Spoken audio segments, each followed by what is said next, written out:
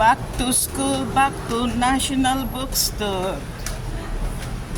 Good morning everyone. Umpisa na ng school ngayon dito sa Macau. September 2. Ayan na mga estudyante, papasok na sa school. Ayan si teacher. Ayan o. Pasok ng mga estudyante.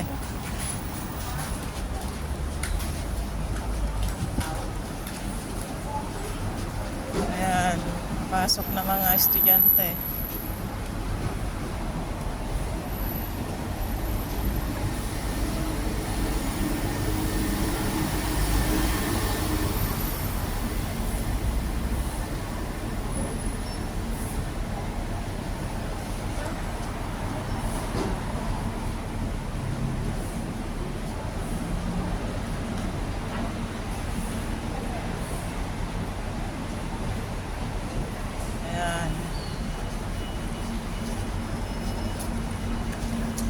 Iba ang schedule ng school sa Pilipinas, iba dito.